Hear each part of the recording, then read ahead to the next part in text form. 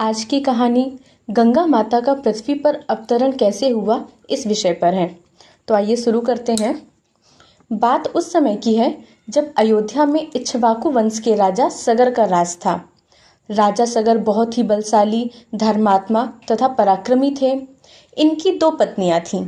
एक का नाम था केसिनी और दूसरी सुमति। परंतु दोनों ही पत्नियों से उन्हें संतान सुख की प्राप्ति नहीं हुई। संतान प्राप्ति की इच्छा से राजा सकर तथा उनकी पत्नियों ने कठोर तपस्या की। तपस्या से प्रसन्न होकर महर्षि भृगु ने उन्हें वरदान दिया। केसिनी को एक बुद्धिमान तथा धर्मात्मा पुत्र होगा जो वंश को आगे बढ़ाएगा। सुमति को 60,000 पुत्र होंगे, लेकिन वे अल्पायु होंगे। समय आने पर ऐसा ही हुआ।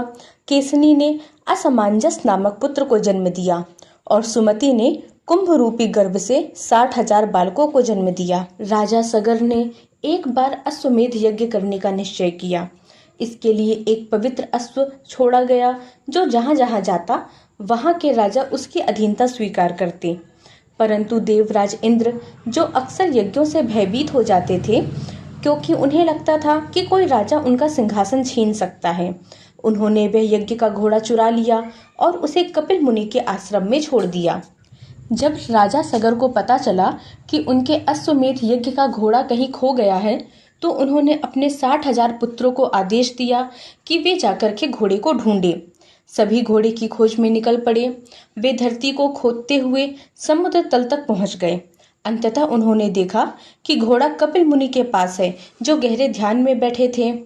अहंकार में भरकर सगर पुत्रों ने कपिल मुनि पर घोड़ा चुराने का आरोप लगाया और उन्हें अपशब्द कहने लगे। इस अपमान से कपिल मुनि ने अपनी आंखें खोली और उनके तेज से सभी 60,000 पुत्र जलकर भस्म हो गए। जब राजा सगर को ज्ञात हुआ कि उनके सभी 60,000 पुत्र कपिल मुनि के श्राप से भस्म हो गए हैं, वे अत्यंत दुखी हुए। परंतु उन्होंने अपने पोते अंशुमान को घोड़ा खोजने और पुत्रों के अवशेष प्राप्त करने के लिए भेजा। अंशुमान जब कपिल मुनि के पास पहुंचे तो उन्होंने देखा कि वहां यज्ञ का घोड़ा खड़ा है और आसपास केवल राख के ढेर हैं। परंतु अंशुमान विनम्र और शांत स्वभाव के थे। उन्होंने कपिल मुनि को प्रणाम किया और विनम्रता पूर्वक पूरी स्थिति बताई।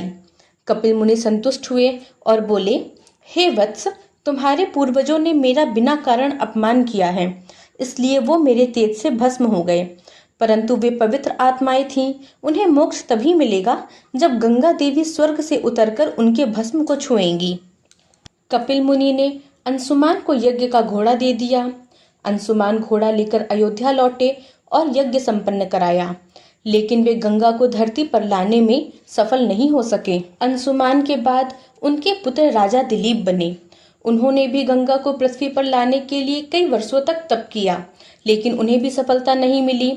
उसके पास ना तो वो तपोबल था और ना ही धैर्य जो गंगा के अवतरण को प्राप्त कर सके।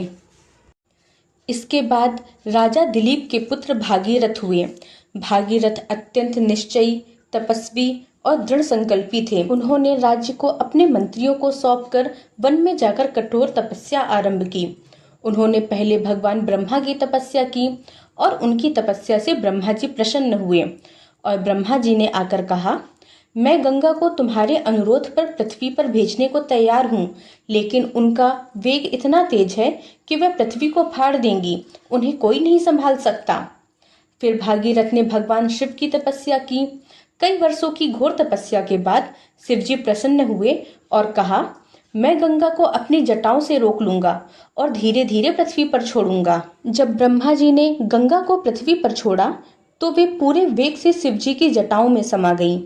शिव जी ने उन्हें अपनी जटाओं में फंसाकर उनकी गति को नियंत्रित किया और फिर अपनी जटा से धीरे धीरे गंगा को मुक्त किया। गंगा अब पृथ्वी पर भागीरथ के पीछे पीछे बहती चली गई। वे उस स्थान पर पहुंची जहां सगर के 60,000 पुत्रों की भस्म थी।